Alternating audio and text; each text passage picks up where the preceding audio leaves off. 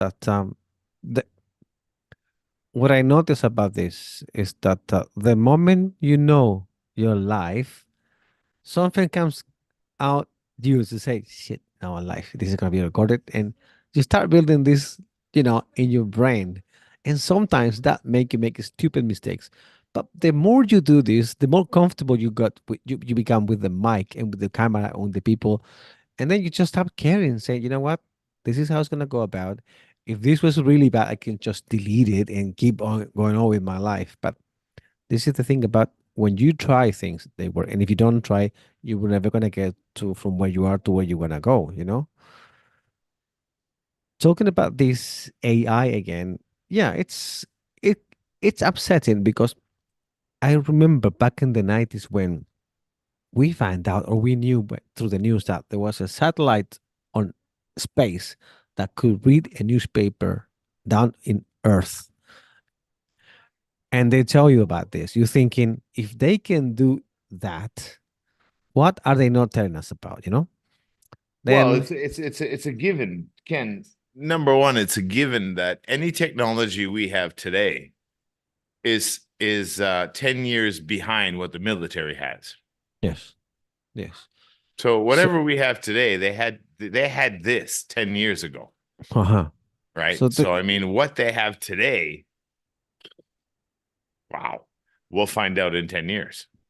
yeah, yeah. So if right now we have this technology, because this AI companion is pretty handy. If you think about people having a meeting and you just join late, say that in the class, in the webinar, and you want to know what is being going on, instead of asking to the people, can you tell us what it's all about? You just click on the AI companion and it will tell you, Mm.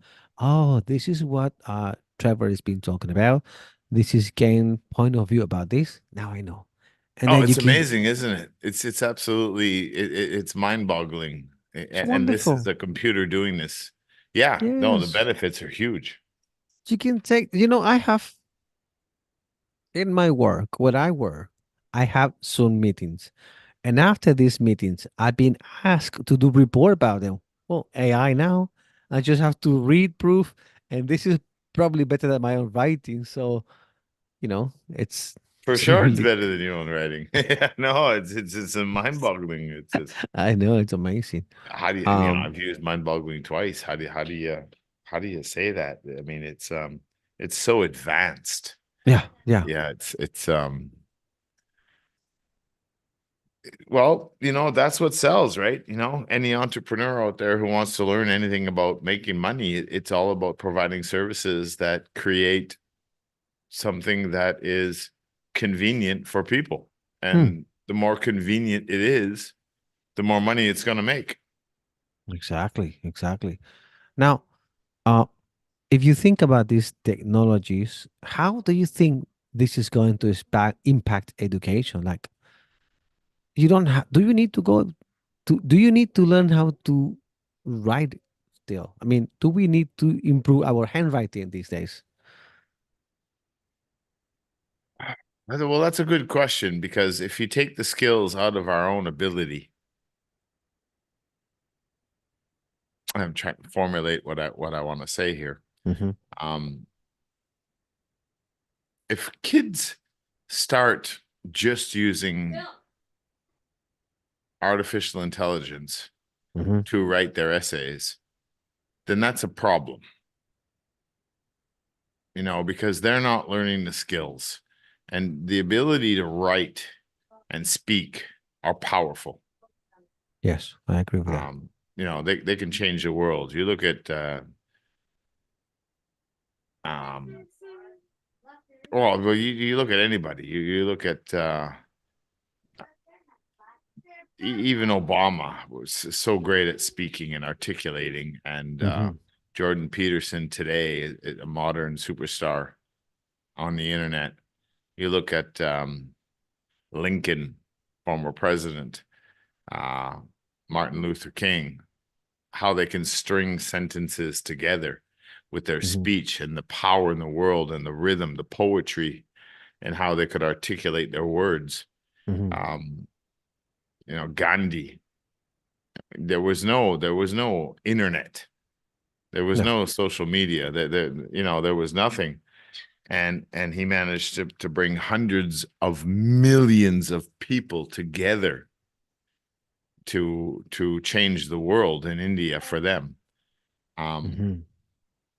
that all comes from the power of speech and the ability to articulate and say the things you want to say in a way that's going to affect so many people. Now, AI comes in and it can rewrite the text like that we have here on the message board. Hmm. Um, that's fantastic, but it's also a cheat for young Yeah, kids. So, in my opinion,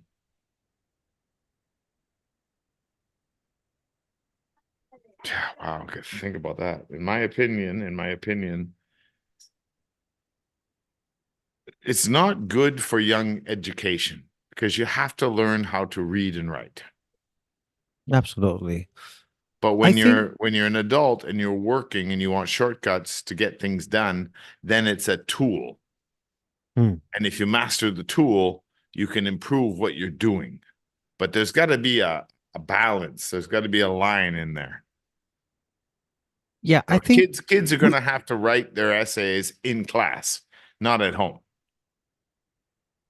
yes, and we have to encourage as parents, we have to encourage our children uh, to do both, to learn how to use computer, to have computer skills, not to be computer illiterate, and also to read and write every day, to be able to read paragraph, to read books, and to be able to understand them, to analyze them, and then maybe getting to write their own conclusions about what they have been reading in order to keep that intellectual skill in your brain, because your brain is like a muscle. If you don't work on it, it's gonna go rotten.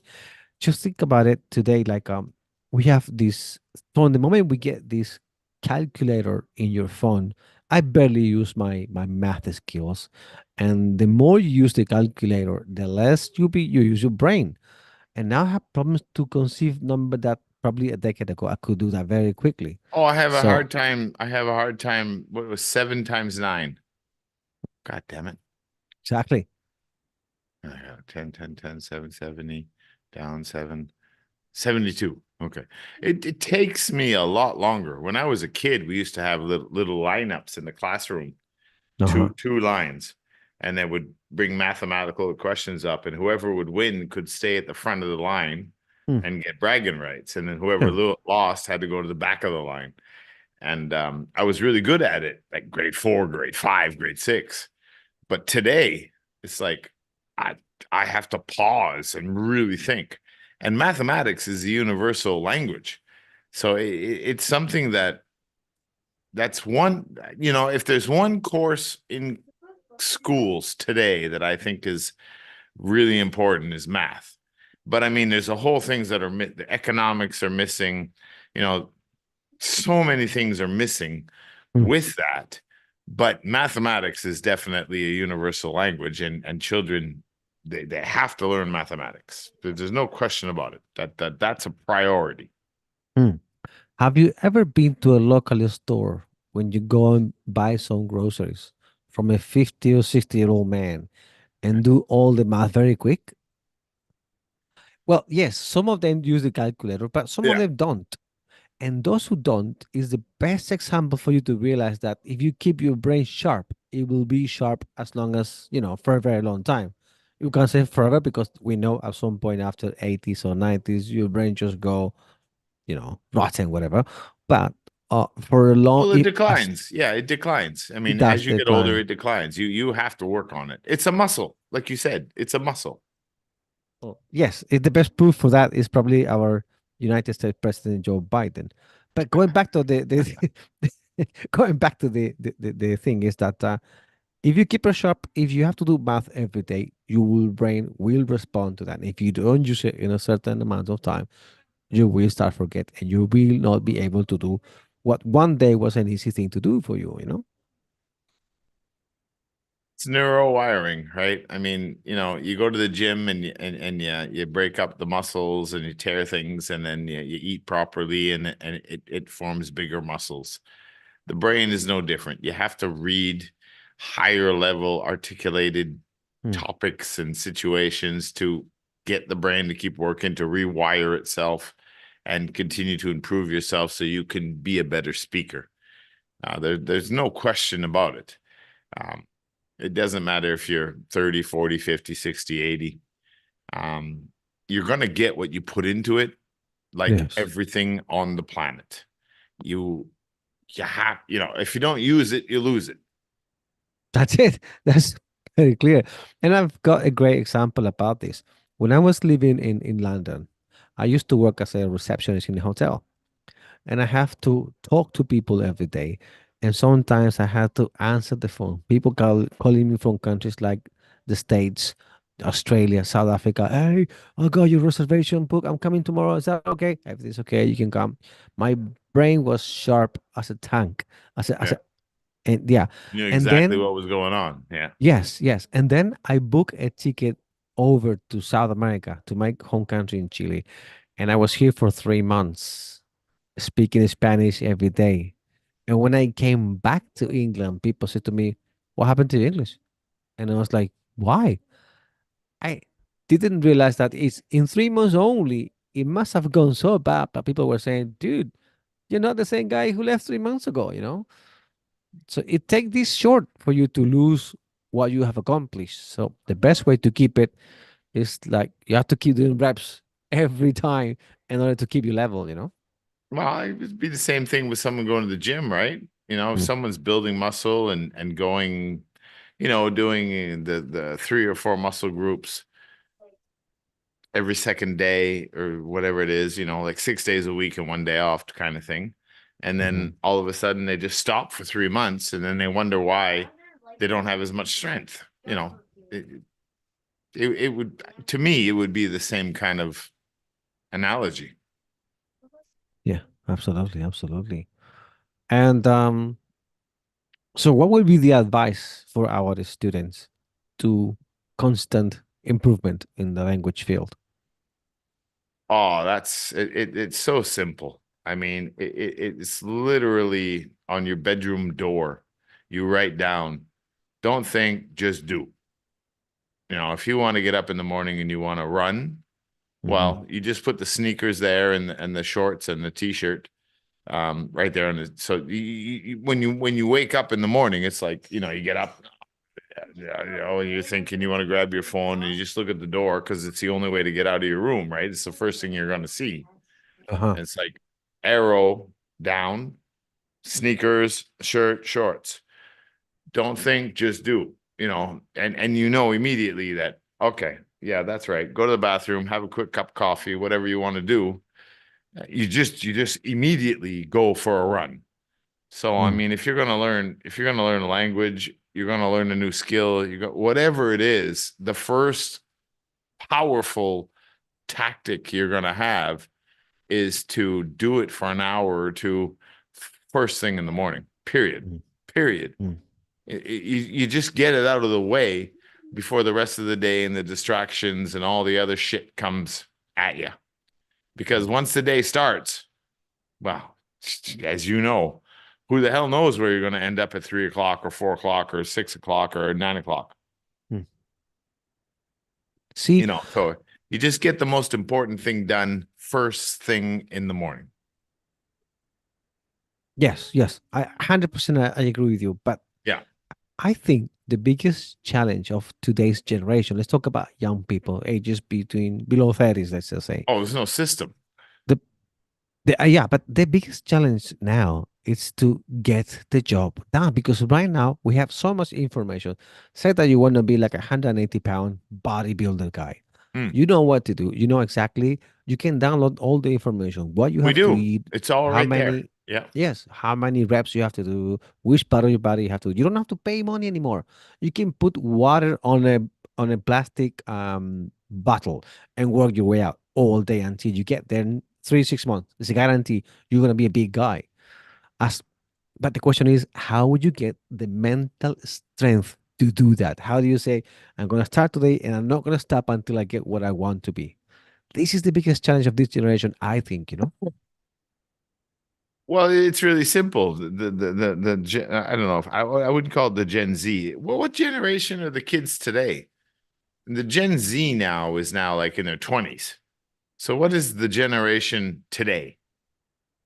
Do you know? Uh, I only think of really bad words, so I don't really know. But the whole like a Should crystal check on the internet here. generation, crystal generation, the ones that you cannot. They have to Okay, keep well, them for the. you're the host, so all you have to do is go to share screen there and go to Google Uh-huh. and All right. say, what is today's newborn generation? Okay, let's do it then. Have a look. Well, because you know, like we know, like the Gen Z and stuff, it's all this women lib and men are not with women anymore, and women think they're equal, but yet they don't want to go out and pick up the garbage, and you know, it's all that crap. That's it's that's a different conversation altogether, and I really don't want to get into that one. Uh-huh. But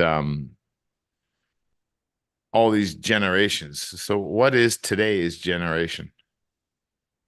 You know, the new babies What is today's generation called right called? there. Second one, yeah. Alpha. Oh, Jesus Christ. Alpha. Well, isn't that ironic? It's No, ironic's the wrong word. it's such an irony. I think it's completely ironic. I think it's the right word because you know Well, alpha no, guy I used to be the wouldn't. strong ones who were doing you know Well, that's like alpha. the Hannibal Baka, alpha male. I mean, Yes. I wouldn't classify term used to describe the generation of people born or who will be born between 10 and 25. Yeah. Some research, however, considers slightly different ranges. The term was introduced by Australian researcher Mark McCrindle Uh-huh. in 2008. Yeah, no, see, I mean, we're in 2024, so this is not even this is Google just being an idiot. But it says between 2010 and 2025, Yeah, well, I thought that. Well, that would be what? the Oh, alpha boom. Oh, yeah, yeah, generation. yeah, yeah. You're right. It's You're right. correct. Yeah, I'm wrong. I'm wrong. So that is our time frame. Yes. Generation Alpha. Wow. Yes. That goes Yes. into born people generate what do they say? Oh, there's a wonderful saying that Joe Rogan talks about. Um,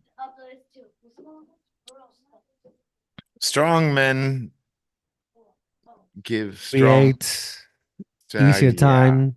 easy time. Yeah, that's the one. You know exactly what I'm talking about, but I can't Yeah. remember this. Google that there. The strong men produce weak men. Try that. We week times. Oh, weak times produce strong men. That's what it is. Strong men Let's have a create look. easy to that's the one. There's a quote here. Here we There go. you go. Tough times create strong men. Strong men create easy times. Easy times create weak men. Weak men create tough times. It's, it's perfect. I mean, it's just so right if you think about it. Well, that's where we are now. We're going into the weak men create tough times right now. That's what Yes. society around the world is going into. Yes. Yes. So And we're yeah, going so through a cycle. well, yes, and I don't think why they call them alpha generation because for my understanding, alpha men are the strong one, the one who will. Exactly. I think of a Exactly. That's a man strange with analogy.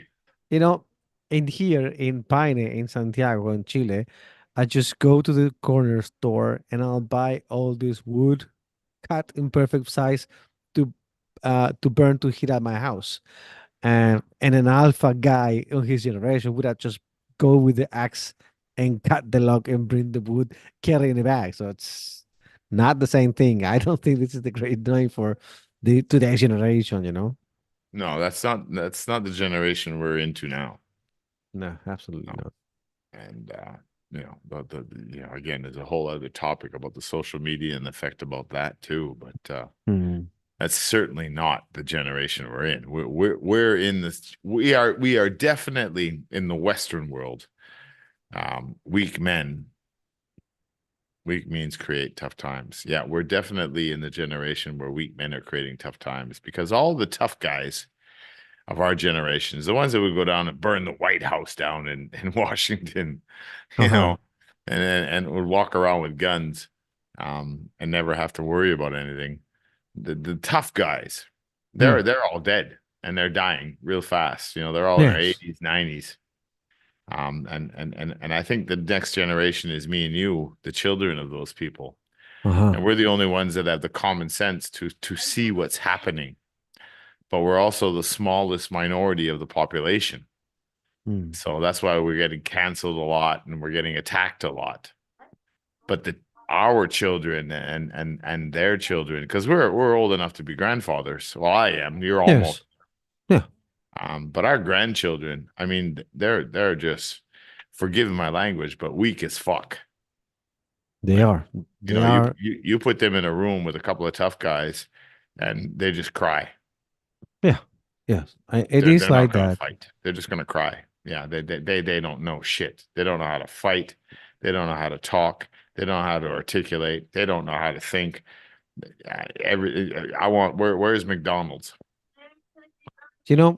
I as you know, I ride the train to work to go home every day, back and Yeah, forth. And when the young students get into the train and there's no seat left, they will sit on the floor. Yeah. yeah. And these are students who are probably Play be on their sitting, phones. Yeah. and these are students who are probably be sitting all day. And when you look at the ones who have been working, people like myself or all the ones around my generation, if they don't find a place, they're just standing, even though they're working. And the ones who are standing are usually the only ones willing to give up the seat to the elderly or to the pregnant women or whoever need it. Yeah, we still While remember our parents' values. because we've been taught from the young age, that Yeah. these days, I mean, we have to take responsibility that it was our generation that was not willing to teach our children how to behave because we are responsible for this. But to see it every day is really frustrating and upsetting, infuriating. It is, but it all comes to the government and how they set up inflation and monetary statutes, all these things where, everybody has to work and the kids are being raised by the state. Mm.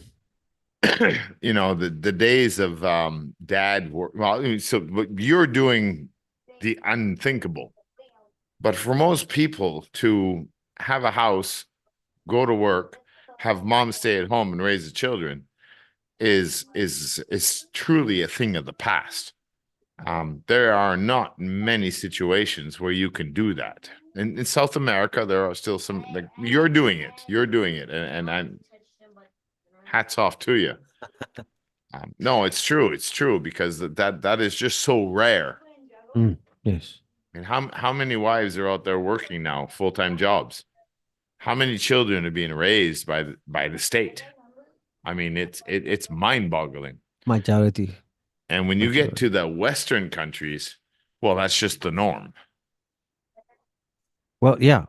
I was told that in North America, if you don't have a bedroom and a bed for the child that is about to come, you're better off having an abortion. So you have to have the conditions for your kids to be raised, and Abortion is encouraged in Western countries. it's encouraged. It's if you typed up abortions in America, it's Hmm. astronomical. It's like 4 million babies are killed every year for the abortion or something like that. It's something crazy like that. Go ahead and type it in. How many abortions in 2023? Like, the numbers are ridiculous. And before the 1960s or 70s, it was like, 90% of families had a dad. Today, it's like 1 in 4 families. Yeah, it's like 4 million or something. What do we got here? Abortion, 2003 abortion in the US. It 2003 took state, Minnesota. Now we want to find out how many. So before 2003, how many abortions in 2023? It's they're destroying the families at the core. How many abortions in the U.S. 223? There you go. Number of abortions in the United States. Okay, here we go. Like that. it's like a genocide, yeah. Well, it is at a corporate level of Mm, how to manipulate and trick you into shit. Like but it is. It really is. It's prey on the weak. You yes. know, be the bully. Oh, it's okay. You click on that. Just hit advance. It's a But U.S. site.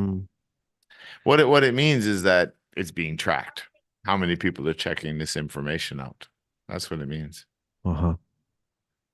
Because this computer have this Advance, yeah. No, no, go ahead. let's see if Uh it not every down proceed. times. Yeah, yeah, yeah.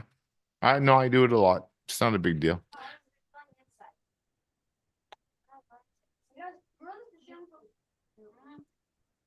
What the data says about abortion in the States. Yeah, what do we got here? Stop. In the current controversy at the Supreme Court 2022, controversy 62% of US adults said their practice should be legal to all of almost cases. 36. No, that's not. See, they're not giving you the right. We're Yeah, not prompting it properly. How many abortions are there in the U.S. each year? Okay, try that. yeah, So we're live online, but just nobody has picked up and joined, right? that's right. Yes. Mhm. Okay. An exact answer is hard to There come you go. by. Wow, wow. See, I read about 4 million. The answer is hard to come by. You Hmm. got each individual half a century. The method to publish it. The last year. See, now how could that be hard to track since every hospital has to perform the abortion? TC report national total in 2021 found that there were 625,000 abortions in 46 states. Why not all 50? Available data that year, 600,000 state of DC. Those states and DC to 2020. At least from the report, there were 930,000 abortions that year in all 50 states, District of Columbia, compared with 916,000. But that's a clear number. It's probably about 1 million babies that die in the States every year. Oh yeah, no, it's way higher. It's way higher. I've seen some literature, some documentation and research that has showed that number is I am absolutely positive it's closer to 4 million babies a year. I That's mean, insane. well, it is. It's just well, but this is the problem. Like there's no homes. People are single. Mm-hmm. They don't have good income. They know. I mean, have a kid. What does that cost you? Like $300,000 to raise a kid or something like that. I Yeah. mean, with all yeah, it's insane. So the environment has been so manipulated by the government and the inflation and the cost of living that anybody who has even a young married family now who wants to have 3 or 4 kids, Mm-hmm. well, they just sit there at the dinner table and they think about, well, okay, well, how much is that going to cost us? And for that reason, they just don't have the kids. Mm. Let's just do the math and think I can afford to have that, you know? But you can't. Mm. Not in Western countries. No, Mm. it's not possible. Um, It's true. 11.6 abortions. Yeah, no, that's the problem. I mean, I can't even pay rent in Canada, Ken. Uh-huh. How can you afford to have a family? Can you imagine It's a wife and a kid and the wife hmm. doesn't work? And I got to feed them and I got to put them in school and they have all these extra. Oh, they say, oh, school is fee, public school. You know, that's why I want to talk about education because public school is a trap. You know, Oh yeah. it's just, you know, that's a whole podcast altogether about the public school. It's a I mean, joke. here before when I was a kid, the school was until 1 o'clock, 1:20, and then you go home. Your mother will be there with the fresh lunch, Yeah, and then you can go about your day, do whatever you have to. Now they keep little children. I'm talking 4 to 5 year old up until 4 or 5 in the afternoon I from still eight hear you. o'clock in the morning. Yeah. Uh-huh. So you're a father who do your job, go to work in the morning. You work all day, come back in the afternoon, pick up your child 5 o'clock in the afternoon, take him back home, as well as the mother. The both of them are working. And the question is, are you gonna have the energy to find out what is this child been learning? How had this kid been educated? And that if something is not going the way you want it to be, can you control that? I don't think you can. And then if your kids have are under the school government system educated for 7 8 hours, they can influence the child in so many ways. Now, I don't want to have a preconceived idea that what they're doing is wrong. We don't know that. But just the fact that the government can teach your child in a certain way that you might not want it and you will not be able to monitor that education, that's just wrong. I mean, say what kind of books the kids are reading and what kind of education are receiving. Which is You all have, run by corporations, yes, not the people, not the parents, not the government. The corporations produce all the books. yes, and that how No, as a parent. I think you can absolutely believe that they're indoctrinating your children Mm, to make them think. Well, I don't think they're educating them. I think they're brainwashing them. You know, they're not learning how to grow food. They're not learning what politics are. They're not learning about compound interest and banks and investments. They're not learning anything mm, that is going to benefit them to be productive adults. They're only showing them and with the bells and the classrooms and the curriculum, they're doing is teaching them how to be obedient workers. mm. And You that's a know, fact. I don't think there's any argument about this anymore. There's so many people talking about it. I was listening one time to this guy, and I'm just gonna take his talk into our talk because I think it's so connected with what we're talking. Yeah. If somebody from 50 years ago would travel in Oh, time to this wow. day, that Burn the person, school down. no, hold on, that person will look at the way how we communicate and say, "Wow, what is this computer thing? How can people do that with the phone? Look at the type of car that we have. Look at the type of technology people are having in their homes. These televisions, what they can do with it. It's amazing. Everywhere this person will go, will feel uncomfortable, will feel that don't fit, will not have problems to fit unless you go to school.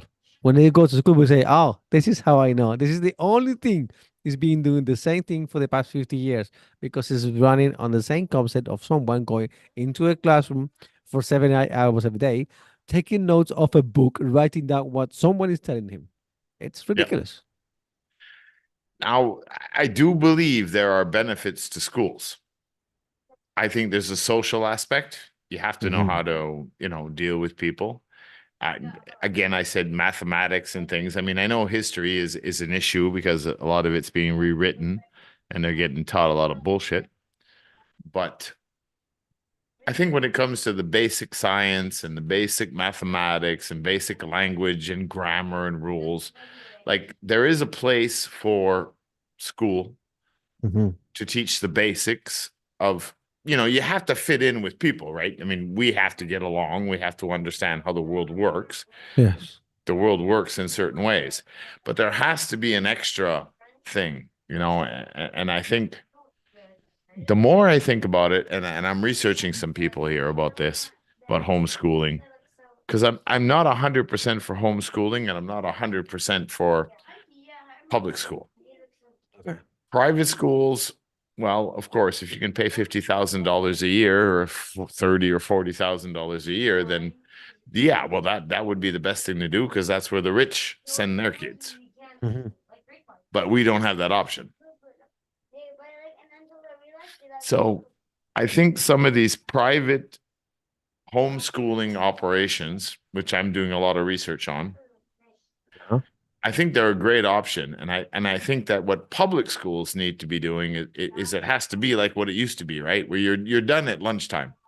You go in for a few hours, you get all the Hmm. basics, and then you come home and then you do your homeschooling, and mom is home, and you're online and you're doing this kind of stuff on, all the things they talked about, politics and economics and Uh-huh. oh my God, there's so many topics that, and the kids need to follow what interests them. If politics don't interest them, but music does, or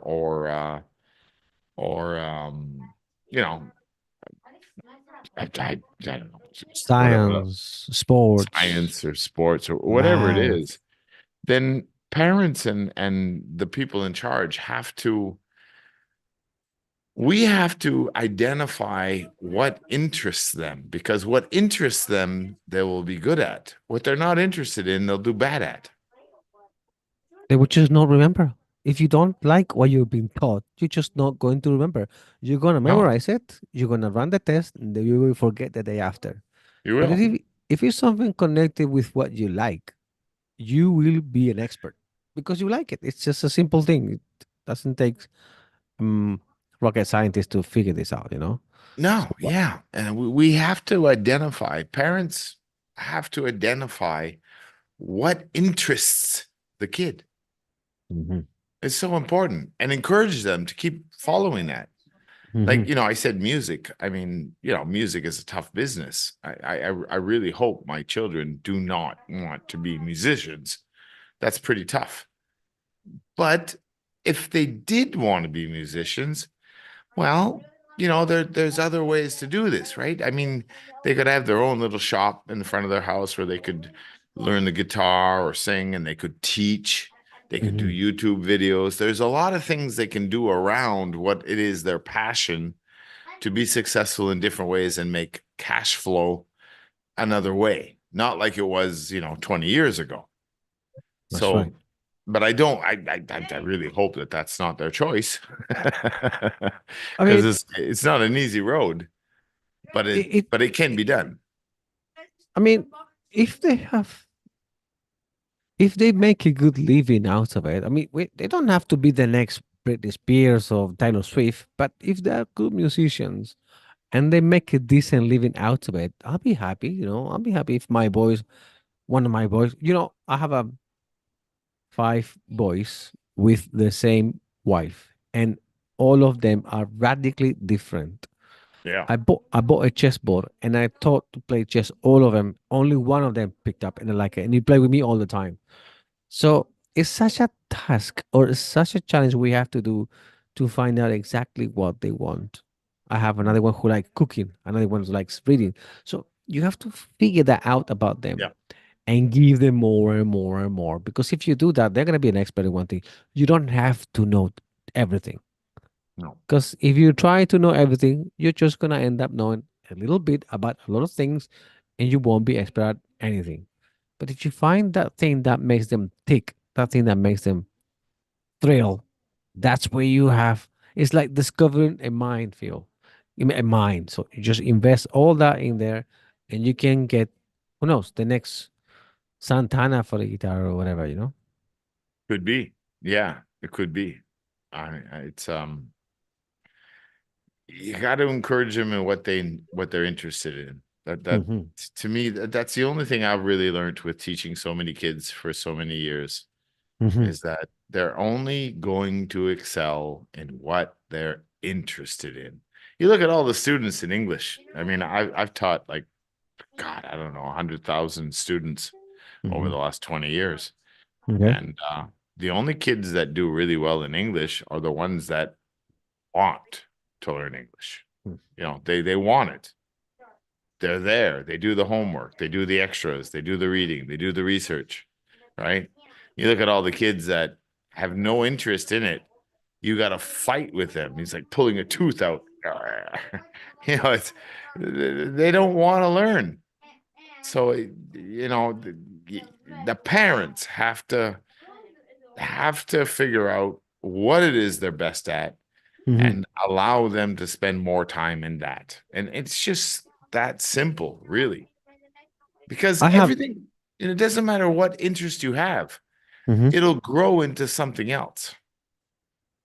I have a question for you. Since you are from Canada and you are from a country who has official two languages, Yeah. and how does that work? I mean, maybe you can talk about it. We don't know what it's like these days, but I wonder, how did you learn at school? Were you taught in French, English, or both? And how good are Canadians who are, for example, those who have an English background, can they speak French properly? And the other way around, how does that work? It's regions. It's the province Hmm. where you are. Some provinces are bilingual, Hmm. some are not.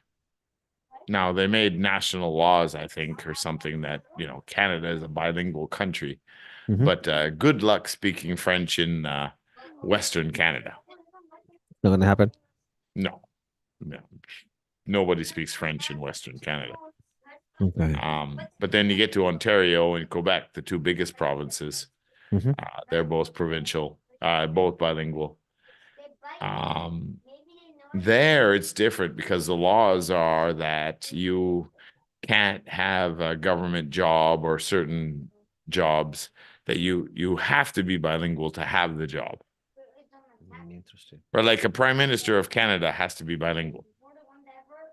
Okay. But do these kids learn English at school? Are they good at English? The one who are Well, the originally French? classes are there, but whether they learn it is no different than Asia. Like when I went to French school, right? My family, well, my mother was French and my neighborhood was French, and I went to a French school until I was in high school. Okay. So I grew up speaking French, Oh pas wow. français. How good So it is was that? it was all French. But in my house, because my father was English, Uh-huh. it was all English. So that's how I managed to, not because I studied, but because the environment, right? At Hmm. home, I speak English. I knew English before I knew French. Oh wow. French was Okay. forced on me. Wow. Okay. Yeah, it was just forced. My mom and her side of the family were French, and I went to a French school. So grade one, they would ask a question. I'd say, well, I think the answer is it's a little black ball. And they just laugh at me, and I was just an idiot. Because I Wow. had no idea. But by grade two, the French kicked in because I was a kid. It was easy to, not easy, but easier to learn when you're young. Absolutely. You learn like a sponge when you're young. Yeah. So I became French. And all my neighbors and all the kids I hang out with, we spoke French. So je parle français, pas trop, whatever, the chic, the dialect that we had in Acadian Eastern Canada. Hmm. So I went back at the end of last year, and Uh-huh. I found myself speaking French again, and it all came back to me.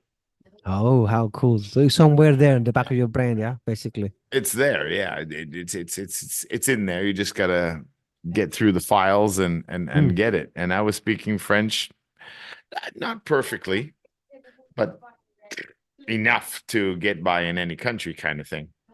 Um, so I guess your question was, How was education at school? How can they get a kids to learn both languages? So how will they identify, oh, he comes from an English family, we have to give him more French or the other way around? Yeah. I don't think it has anything to do with the school. I think it has to Mhm. do with the environment. I think that if you're an English speaking kid and you grow up in a French environment and you have French in school, you have a French class, um, you're learning the verbs and all that kind of stuff, right? The grammar is always the biggest thing. But you're just gonna learn because you're hanging around with a bunch of French kids. You don't have a choice. Mm, It's natural.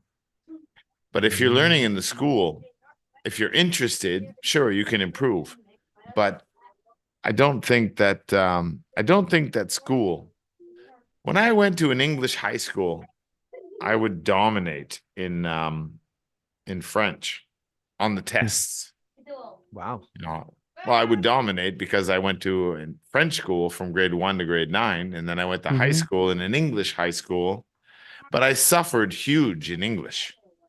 Ah, And I started okay. bringing out Shakespeare and all this crazy stuff that we had to read and write about.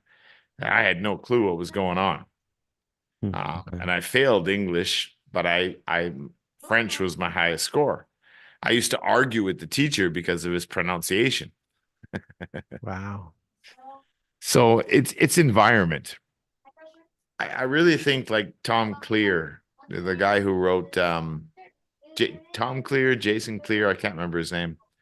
Um, Atomic Habits was one of the programs I run at New Way. Hmm. And he talks about, how do I say that? It's how you set up your environment. If I really wanted to learn Spanish right now, for example, if I really, really, really wanted to learn Spanish Hmm. on my own without a teacher, what I would have to do is put a kid's book on my pillow. Right. Kid's book, something so basic Hmm. so I can understand the basics of Uh-huh. Spanish. Hmm.